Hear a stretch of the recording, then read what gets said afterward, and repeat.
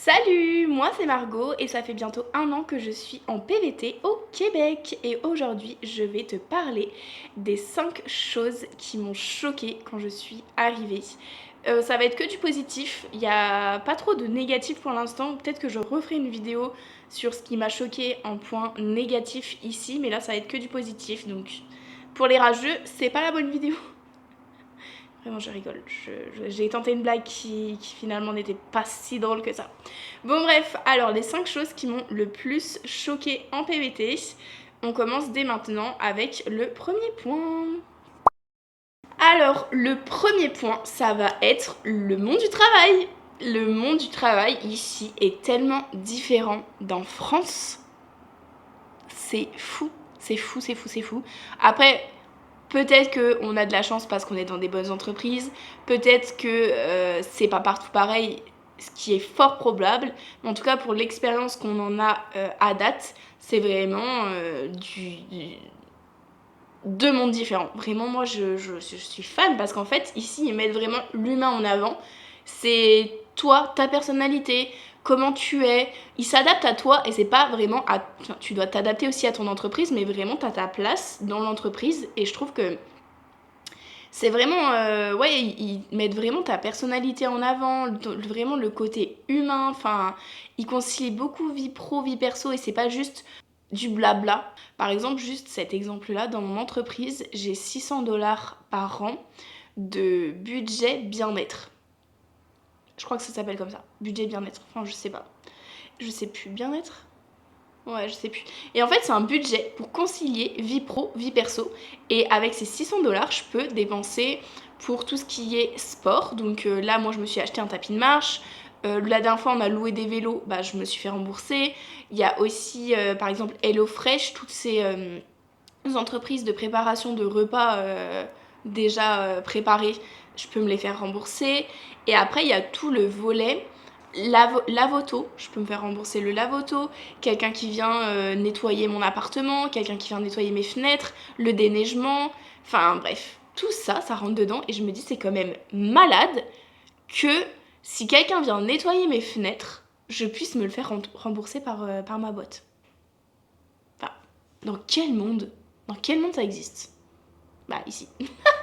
Donc ouais, vraiment, je trouve que c'est vraiment un truc ici, le monde du travail. Après, c'est sûr qu'il y a aussi toute la culture américaine et tout, c'est pas le même fonctionnement que chez nous. Mais par exemple aussi les managers, quand je travaillais au Costco.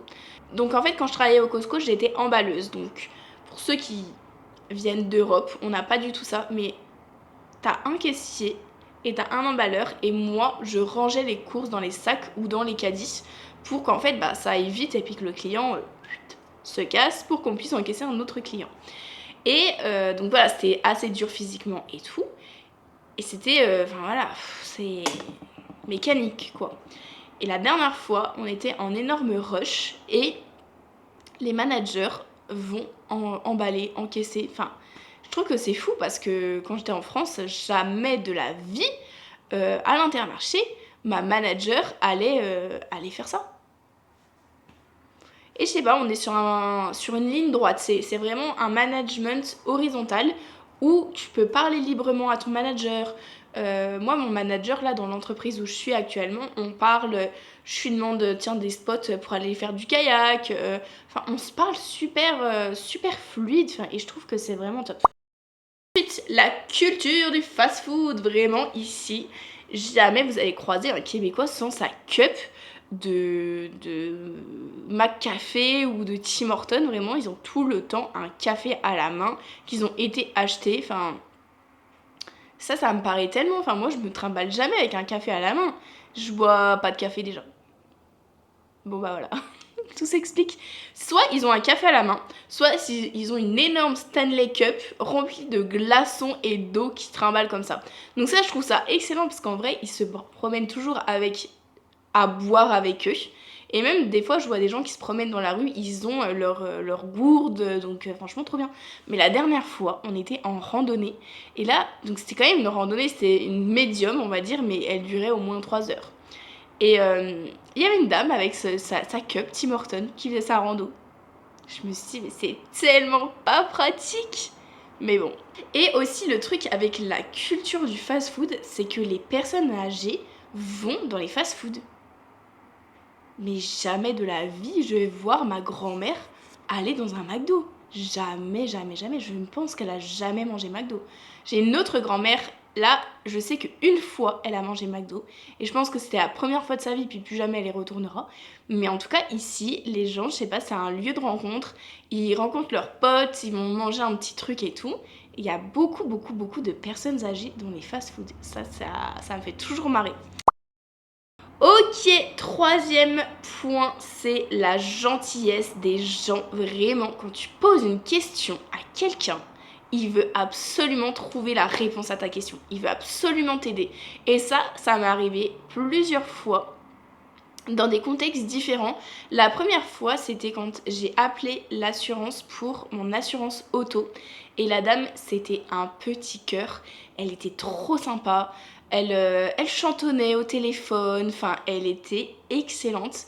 Et vu que nous, c'était la première fois qu'on assurait notre voiture ici, bah, j'avais plein de questions. Je savais pas comment ça fonctionnait. Je lui demandais comment faire.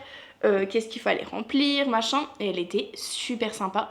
Et après, j'ai eu aussi d'autres cas où là, c'était plutôt de quelle randonnée je dois faire, j'ai un kayak, où est-ce que je dois aller. Enfin, à chaque fois, les gens veulent vraiment t'aider à fond et répondre à ta question en te donnant le meilleur spot, la meilleure randonnée. Enfin, vraiment, j'adore, j'adore.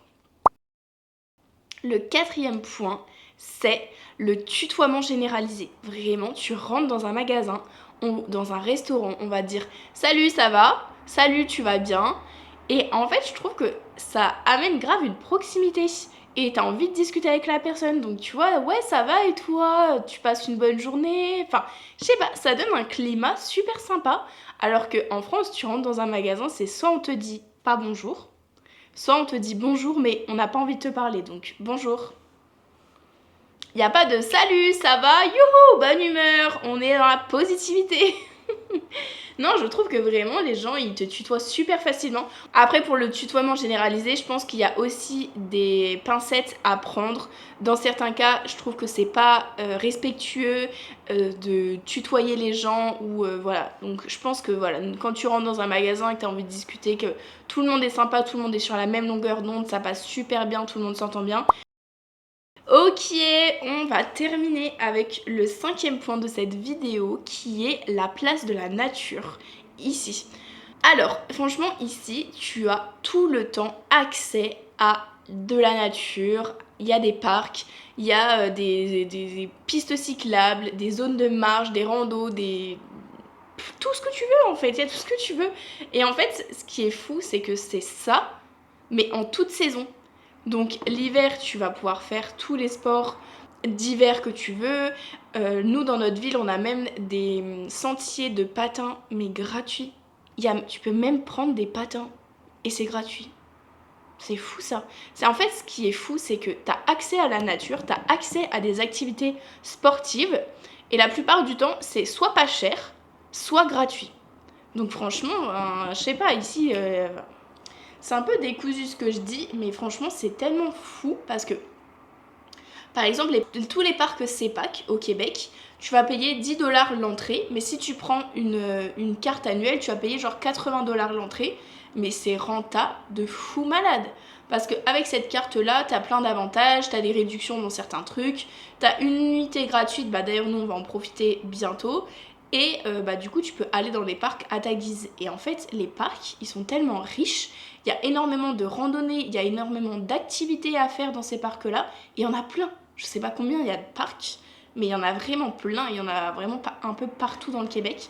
Donc ça c'est vraiment un accès super facile à la nature. Les randonnées elles sont super bien guidées, tu sais où tu vas, enfin franchement c'est excellent. Pareil pour les kayaks, nous on a acheté un kayak au début de l'été. Ouais, au début de l'été, je pense qu'on l'a acheté en juin. Et en fait, il y a tellement d'endroits où tu peux ramener ton kayak et hop, hop, tranquille, mimile, tu vas, tu fais ton kayak et tout. Il y a une seule fois où on a payé un droit d'entrée. D'ailleurs, on n'a pas payé, on me l'a offert, merci beaucoup la maman de Sarah. Et sinon, ben, si t'as pas de kayak, t'as énormément d'endroits où tu peux louer des kayaks. Bon, bah là, faut payer évidemment, bah, tu loues un kayak. Bah, pas non plus abusé, c'est pas gratuit. Mais vraiment, t'as beaucoup d'endroits, t'as beaucoup de circuits, de rafting. Là, au parc de la Jacques-Cartier, j'ai tellement envie de tester. C'est une descente en chambre à air. Ça a l'air excellent. Enfin, vraiment, je veux faire ça l'été prochain. On voulait le faire cette année, mais il n'y avait plus de place parce qu'il faut réserver avant. Mais en fait, voilà, quand t'aimes la nature, quand t'as envie de découvrir, je trouve que c'est un terrain de jeu illimité en fait. T'as tellement de choses à faire. Là, juste à côté de chez nous, il y a un... Bon bah, l'été, c'est une petite marche et l'hiver, c'est des pistes de ski de fond. Donc des fois, on voit des gens passer en ski, c'est excellent, vraiment, j'adore. Voilà, c'est les 5 plus gros chocs positifs de quand je suis arrivée ici au Québec. Si toi, il y a des choses qui t'ont aussi marqué quand t'es venue ici, soit en vacances, soit en PVT, soit autrement, n'hésite pas à les mettre en commentaire pour qu'on puisse parler de tout ça dans les commentaires.